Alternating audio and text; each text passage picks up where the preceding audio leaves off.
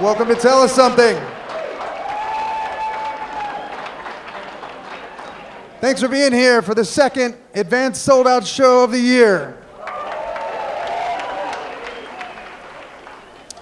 This presentation is being recorded by Missoula Community Access Television as part of a media assistance grant donated to Tell Us Something by MCAT. Everybody who was here last time might remember that I was on crutches and that an audience member shouted out, "What happened, Mark?" And I said, "Come to the next Tell Us Something and I'll tell you." I didn't get selected as a storyteller. So hopefully my story gets pulled from the audience participation box. Our first storyteller is Mignon Hess. Mignon Hess is a 46-year-old retired engineer. She enjoys House Hunters International, hockey, and Vega pizza. Not product placement. She loves Missoula's roundabouts and wishes she was 2 inches taller. Please welcome Mignon Hess.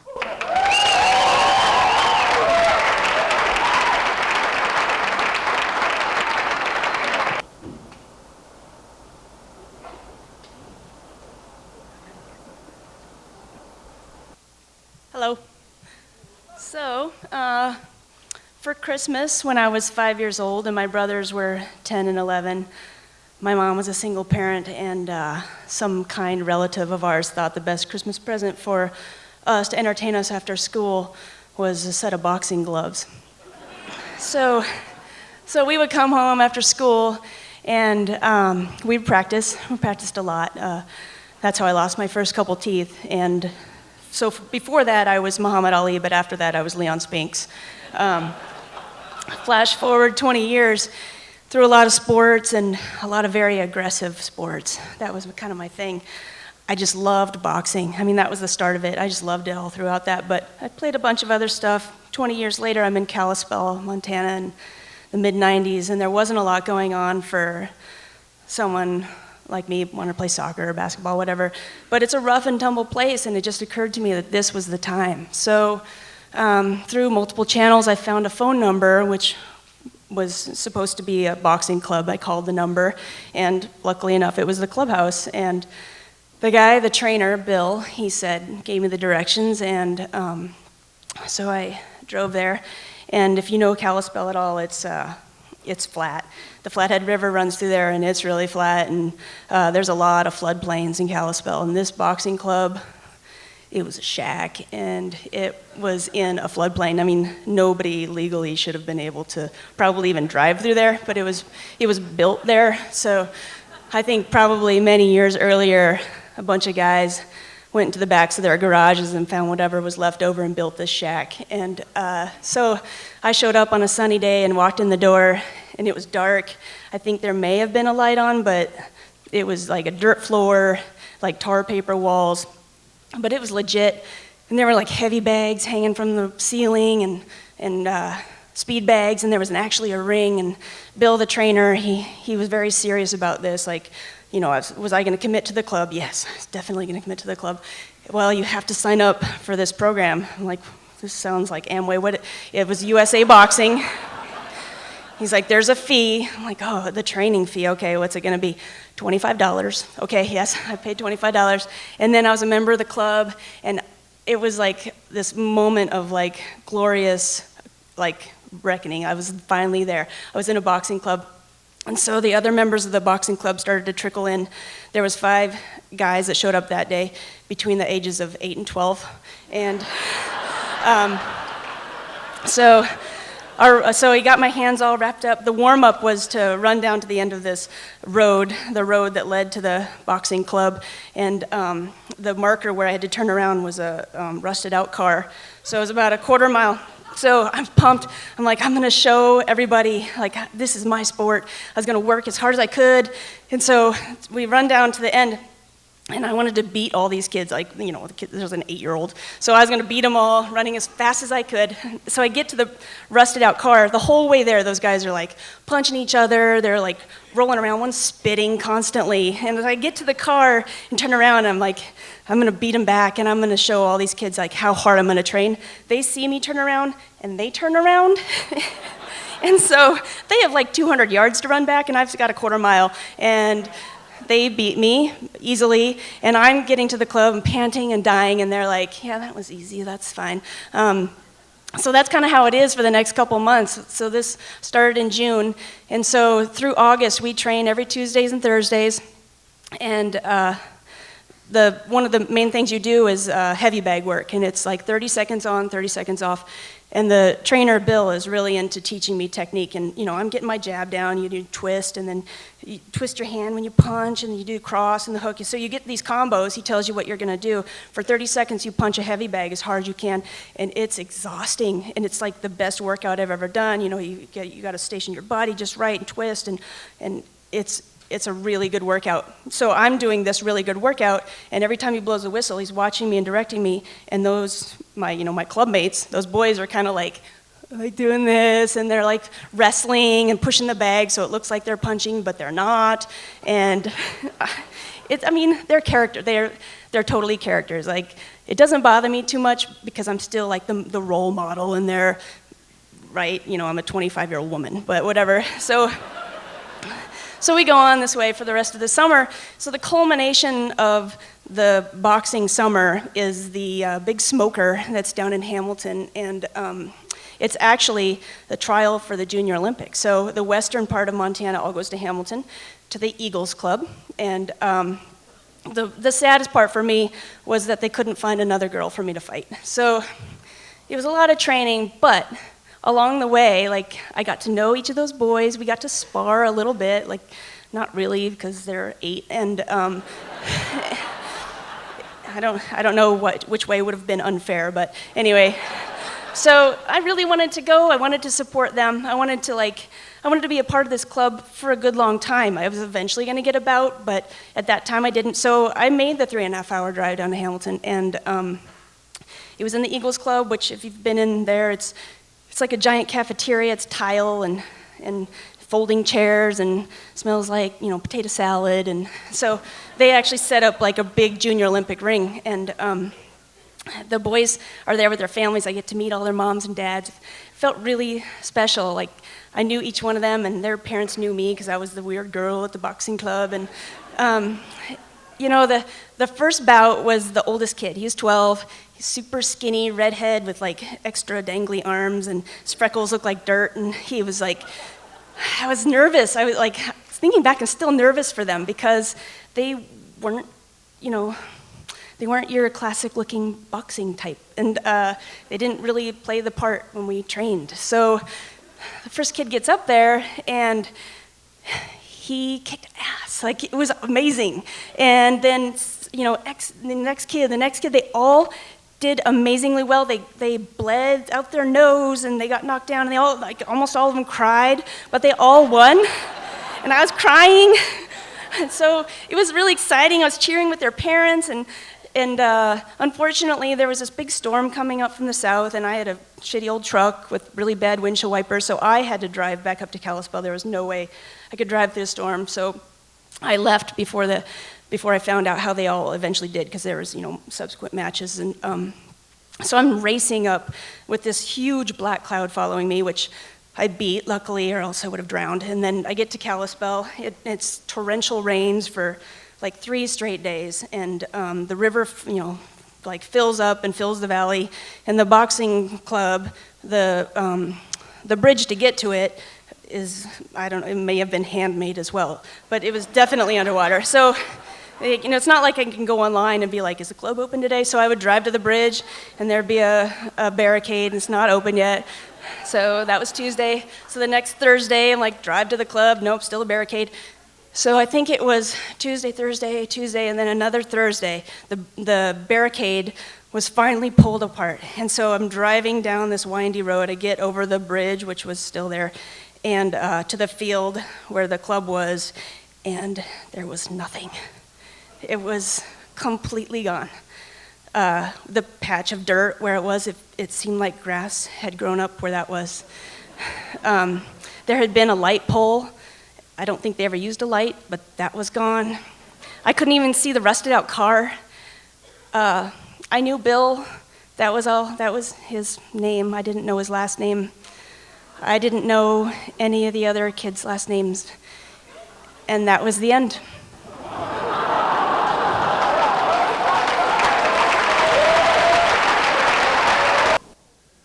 Thank you, Mignon. Shawn Faiella is the assistant superintendent of the Lolo Hotshots. That's all he told me, so that's what I know about him. Please welcome Shawn Faiella. November 16th of 2015 started off like any other day, but it didn't end that way. It was the hiring season for the Lolo Hotshots, and so our office was filled with phone calls and interviews and emails and such of candidates that wanted to come work for us. That morning, a young man walked in my office. His name was Justin Beebe, and he wanted to be a Lolo Hotshot. So for about 30 minutes or so, we talk about what it's like to be a hotshot. I ask him questions about his experience, where he's been, what he's done, kind of what he stands for. And so he tells me, and I talk about being a hotshot, what it's like, spending 16-hour days on a shift, 14 days in a row, coming home for 2, being away from your family, then going back out again and doing that over the course of the summer. I talk about the dangers of the job, what it's like, the physicality and such, and we have a good conversation. Justin tells me about his experience, and he's got good fire experience. He's worked with chainsaws. He tells me about his life growing up playing sports. He's an avid hockey and baseball and soccer player, and he really likes team environments, and he kind of thrives in that setting. He talks about his home. He's from Vermont, and he talks about this little 100-acre parcel of land that they call camp. And in that parcel of land, him and his family, every winter, they tap 1,000 maple trees and they make syrup. The conversation's going well. He looks the part. He's got a nice beard. He's got a good handshake. He looks me in the eyes, and I feel pretty good about him.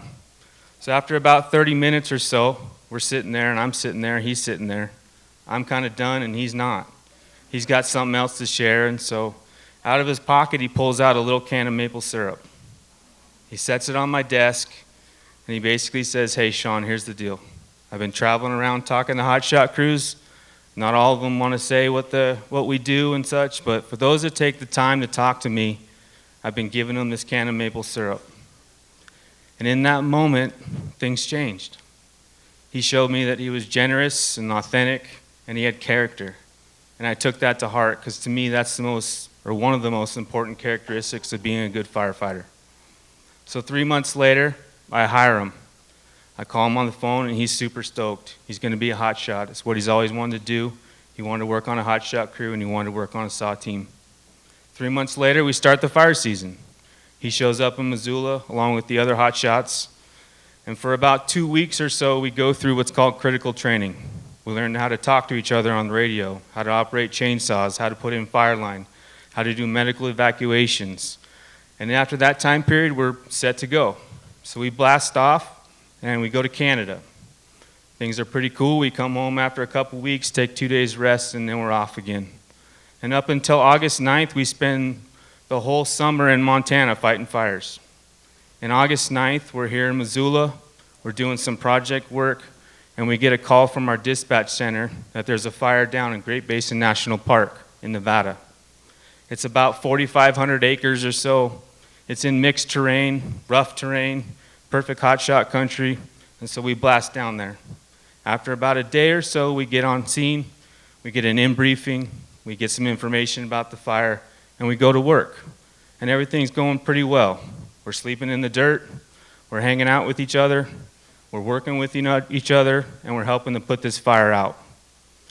On August 13th, we wake up in the morning, it's 5:30, we hang out, drink some coffee, get a bite to eat, and then the crew blasts up the mountain. In about 45 minutes or so, we're in our little workspace. The environment is steep, It's 7,000 feet. It's timbered. We're kind of doing our thing. We have a hotshot crew behind us, and then one that's bumped out ahead of us, and then there's a hotshot crew that's way out ahead of us working towards us. It's kind of the last little piece of line, so there's work to be done, but we're kind of closing in on basically the fire. Everything's going well, and sometime in the afternoon we get a radio call that we need some hazard trees taken out above us, maybe 300-400 yards. So I'm hanging out, and Justin comes up with his saw partner, and then there's another two-person saw team that's just behind them. We make short conversation, we probably make fun of each other, just like we always do, and they head up the hill. At about 1600, a radio transmission comes across the radio that one of the firefighters has been struck by a tree. I immediately drop my line gear, I grab my EMT bag, I look to my partner, and I'm off. I make hay as fast as I can. My legs are burning at 9,000 feet. My lungs are burning, my heart's racing. But for some reason, I got on the radio and I asked those guys, does he have a pulse and is he breathing? I didn't get a good response, so I asked them to start yelling because I didn't know exactly where they were. I'm jumping from rock to rock through brush, the smell of ash and smoke. I can't quite see him just yet, but then I make it on scene. Once I get to Justin, I drop to my knees to his torso, and I assess the situation. Justin's not breathing, and he doesn't have a pulse, so we initiate CPR. At that moment, I go numb, but I know that we have to get Justin help, and we have to get him off the hill as fast as we can. There's a lot going on the scene. There's additional medical personnel and EMTs and paramedics all coming on scene. There's an incident commander calling to the incident command post to get a helicopter coming towards us to get Justin off the hill because we're quite a ways up. There's people scrambling, and the scene isn't chaotic, but it's definitely busy, all with the focus of getting Justin off the hill. So after about 50 minutes or so, we're ready to move Justin. And the way we're going to do it is there's been two firefighters that came in off of basically a rope hooked to the bottom of the helicopter. We're going to hook Justin to that rope. They're going to lift him off the hill, take him down to an area where they can put him in the helicopter, and that's the way he's going to move. But just before we do that, there's a gut-wrenching conversation that comes about from a paramedic. He looks at all of us, and he says, all right, fellas, here's the deal. Since Justin's going to be at the bottom of that rope, we're not going to be able to do CPR on him. We're going to have to stop doing CPR until they can put him in the helicopter, which is a few minutes later down the hill. I kind of lost it, but I understood what was going on. So we moved Justin. He gets attached to the bottom of the rope. They lift him, and away he goes. I can't believe what just happened. It's not supposed to happen to firefighters. It's not supposed to happen to anybody. But here I am, and here we are. So we take about 10 or 15 minutes, and we start healing. We cry, and we hug another, and we talk as much as we can, but there's not many words to say. But we're there, and I got to get the crew off the hill. So eventually we move. We meet up with the rest of the crew. We walk down the trucks. I get to the trucks, and the first thing I do is walk right to Justin's gear and grab it. I pull it up to my chest and pretty much hug it like I would hug him. We hop in the trucks and make our way down the hill, and the whole time I don't want to believe what I think I already know. We get down to the bottom of the hill and we find that Justin has passed away. I often think, if I could talk to Justin, what would I say? I'd tell him a lot of things. I'd tell him I miss him and I love him. And I think of him every day, and sometimes ways that I don't want to think about him, but I do. I'd tell him that his family and friends, his girlfriend at the time, his mom and his dad have become part of our tribe. And they help us heal, and I couldn't think of going forward without them. And then I'd share with him that story of the first day that I met him. When he walked into my office, he put that little can of maple syrup on my table, and he showed me his genuosity, his authenticity, and his character. And I'd let him know that it's those characteristics that help us move forward but not move on, and heal with another, and continue on down the line.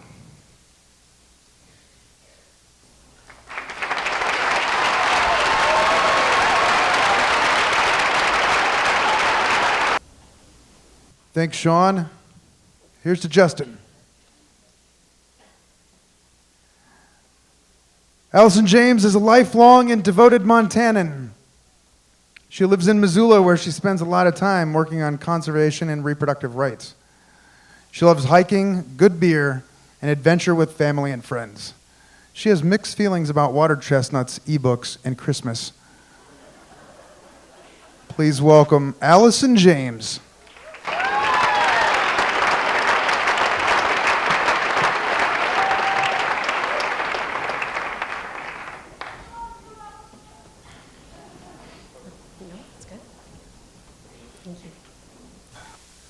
We were driving from Missoula to Seattle. It was a beautiful day. It could have been any road trip, any four friends going to a show or driving to the coast.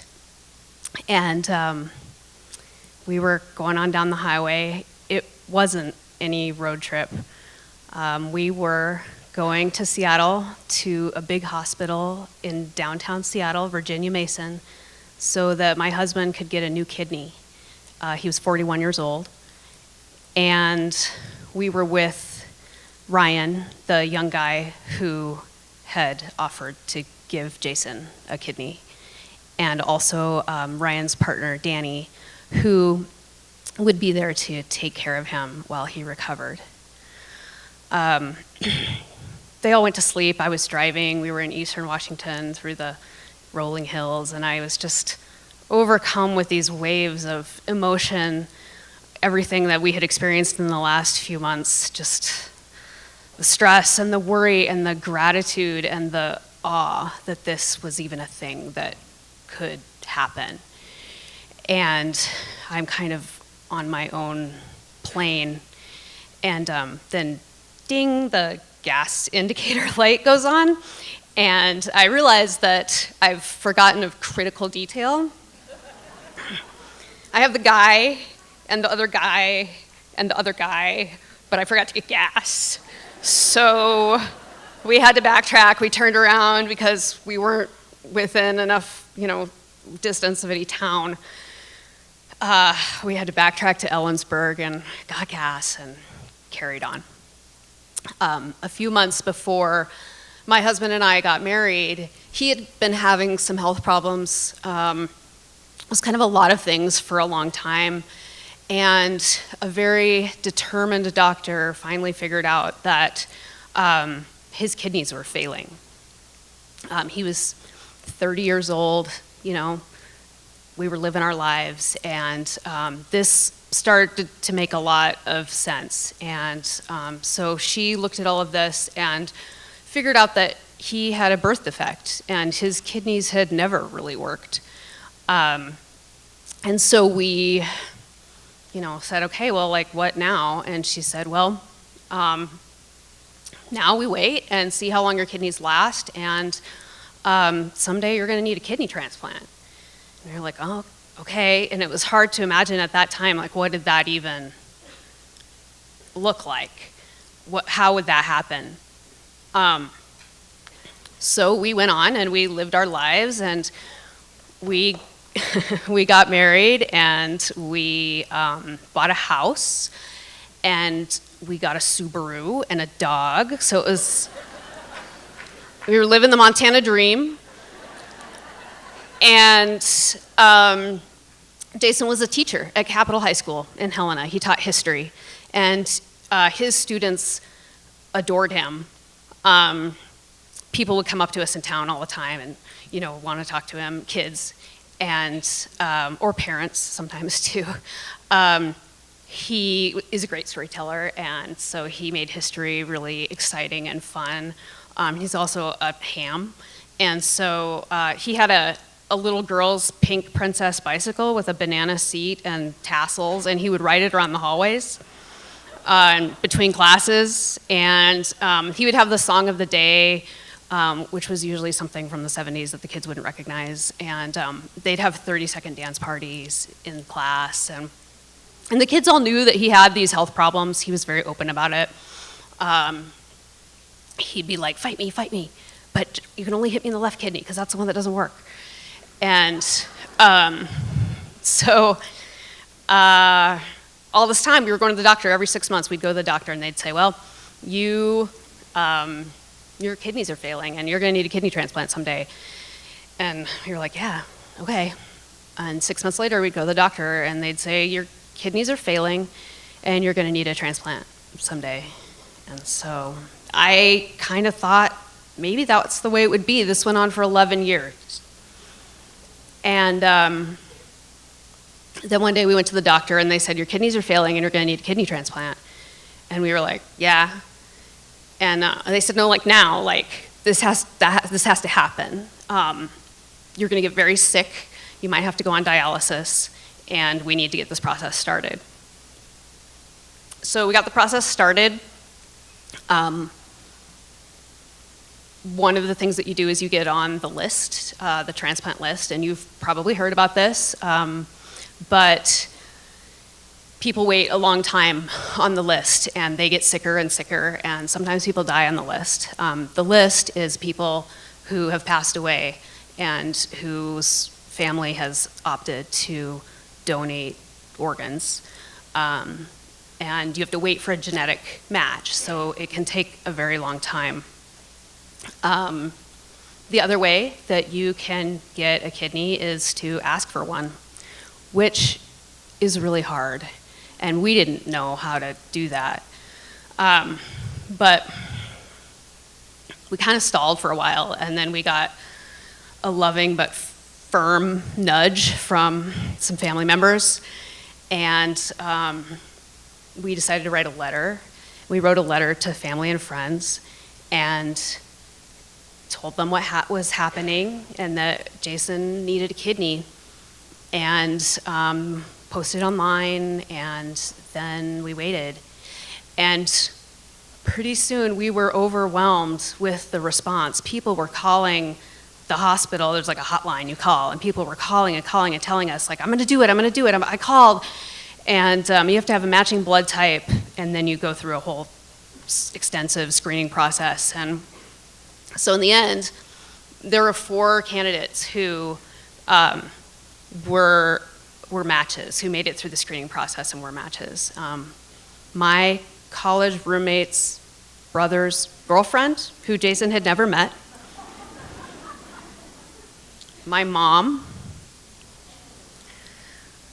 and 2 former students of Jason's. Everybody had to show up on the same day, like at the same minute, in all the places that they were, and give a whole bunch of blood, and then that blood was tested, and they determined who would be the best match. And they got everything back, and they said, like, okay, yeah, we've processed all of these, and this guy is a closer match than most siblings would be. And I'd never met him. This was one of Jason's students, from a few years back. And so we took him out to dinner. I mean, what do you do? So,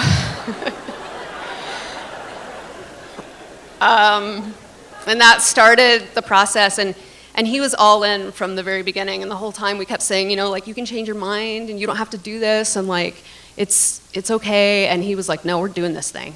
And so we went to Seattle, and we went to this giant hospital, and on a Tuesday morning, it was very quiet, and the streets of Seattle were empty, and it was just getting light, and we, rolled into the hospital. Ryan went in first, and then about 45 minutes later, they came and called for Jason to come in, and then we waited for a really long time. We had family and friends there, and they had a screen on the wall in the waiting room, and each patient has a patient number for privacy, and so there was a patient number, and at one point, Jason's patient number was there, or I'm sorry, Ryan's patient number was there at the top, and it said, surgery completed. And then right underneath it was Jason's patient number, and it said, surgery in progress. Hours and hours later, we got called back. Ryan was done first, and Danny and I went to see him. And the first thing he said was, hi. And then he said, how's Jason doing? And I said, we heard that everything's going great. And then after a while, Jason was ready, and the first thing he said was, did it happen already? And I said, yeah, it's done. And then he said, well, how's Ryan doing? And I said, he's doing good. After the anesthesia wore off, Jason woke up feeling better than he had in his entire life. His cheeks were all rosy, his eyes were bright blue. He was doing 30-second dance parties with his nieces in his hospital room. And Ryan felt the worst that he had ever felt in his entire life. And I was running, the hospital rooms were, for whatever awful reason, were on the opposite ends of the hallway, the same hallway of this huge hospital. And I was running and dodging, and the nurses are wondering who was this lady.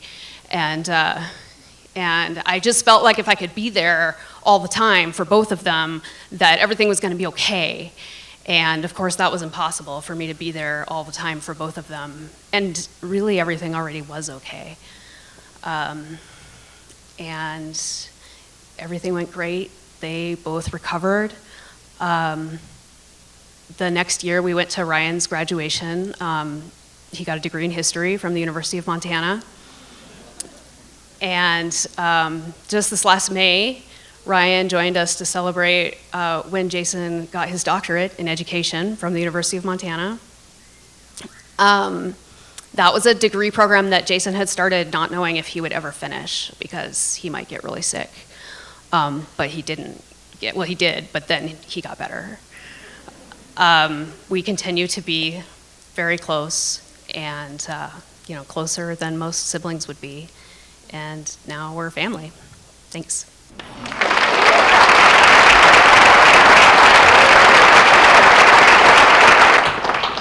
Thank you, Allison.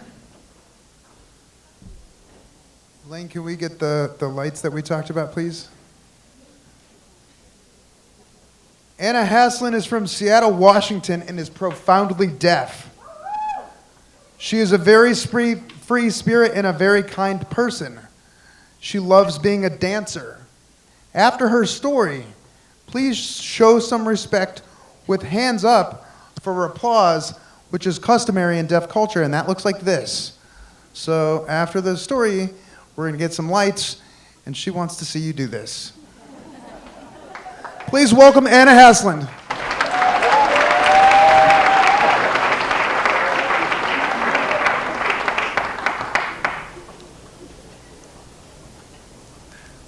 So about 2 years ago, me and my best friend Erica, she's hearing, obviously I'm deaf, we met in school about 11 years ago. We decided to go out to a bar. It was the Sunrise Saloon. Just wanted to have some fun, have a couple drinks, do some dancing, some of that country line dancing. And we went in the bar, we walk in, we sit down, we put in an order for drinks, and Erica knew that my favorite drink was a gin and tonic. And then she had her own favorite drink too. So we were just laughing and having so much fun, and I looked over, and oh my gosh, I fell in love with the most beautiful man I've ever seen. Blue eyes, blonde hair, sweet, kind, strong. He came up to me and he said, "Hello, my name's Phil." And I said, "Hello, I'm Anna. This is my best friend Erica." And so understand now that Phil and Erica had to interpret for us because Phil was hearing. He didn't know any sign language. even though Phil said, we can communicate ourselves. We don't need to have Erica here with us. And I thought, oh my gosh, this is so exciting. I had butterflies in my stomach and everything. So we chatted and chatted. We wrote notes back and forth. We used texting apps to talk, and it went on for about 2 hours. It was a great time. And then when we parted, we said, oh, we'll keep in contact. And Erica said, oh my gosh, how did it go? How was it? And I said, holy cow, he is so hot. Oh my gosh, it was the best. So when we contacted again, and we dated a few times. And what was really a small world is that Phil's parents also knew my mom. And I thought, well, hey, that's pretty cool. So we dated for a total of about 6 months. And it really seemed like he accepted who I was, didn't care that I was deaf, and that I used sign to communicate, and I felt like we were just really falling in love. And it was one of the best relationship experiences I've had in my entire life. It was great. But then one day, Phil got a hold of me and he said, I'd like to talk with you in person. I want to meet up with you this morning. And I said, oh, that'd be great. I'd love it. So then it was the next morning. I got all ready. I was excited to see Phil. I walk out the door, and Phil, he comes up, and it's like I can imagine this really sad, somber music playing. And he walks over. He has this thing in his hand. And he had an ASL book that I had given him to learn sign language, and then he also had a letter for me. And I said, oh, what is this letter? He hands me the stuff, and he says, Anna, you need to wait until I leave to read that letter. He gave me a kiss on the forehead, a hug, and he took off. I mean, he was only there for like 5 minutes.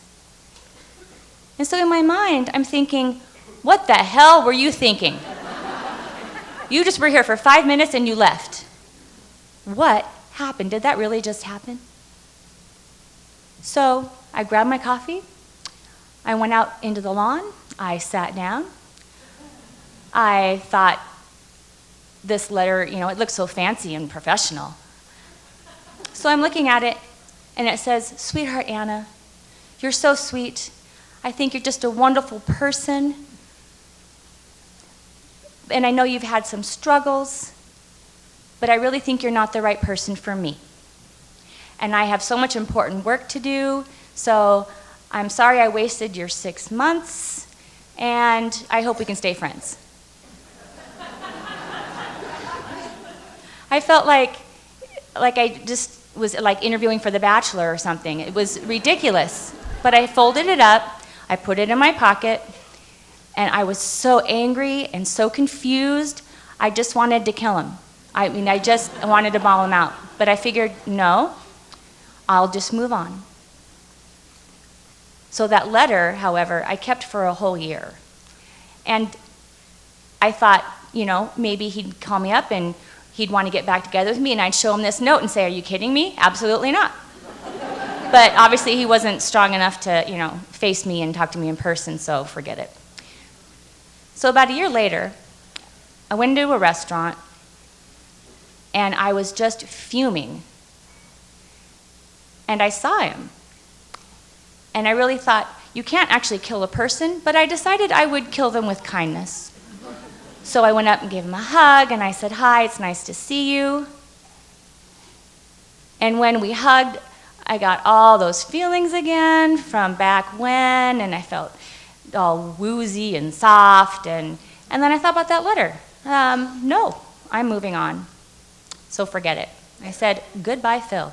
And then it was like the new me. I was to start over. So then it was a few months ago, there was this organization called Seek the World, and it's deaf individuals that go around and interview other deaf individuals about their life stories and experiences and all kinds of stuff like that. So it's called Seek the World. It's on Facebook. But anyway, they do a bunch of interviewing, and they came in and they interviewed me. And again, I was with Erica, and just to make sure all the communication went well. The guy who did the interviewing, his name was Clive, and he was with Seek the World. So we have this interview, and it finishes, and Clive comes over and says, hey, you know what? I'd like to introduce you to my cousin. He's deaf. You guys would really get along. And I thought, sure, that's fine.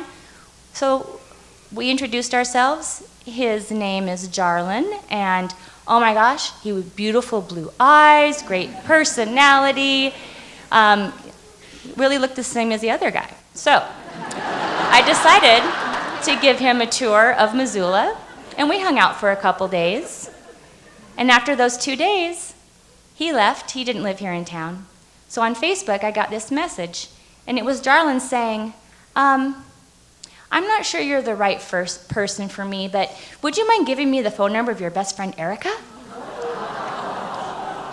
What the hell is this? Is this really happening again? But what was funny is that at the same time, Erica was sitting right there next to me. When she saw it, I showed it to her on my phone, and Erica said, what? And because she'd actually never met the guy before. He'd seen her, but it was ridiculous. So she looked up at me and she said, no, absolutely not. And I said, no, absolutely not. And that was it. And I'm moving on.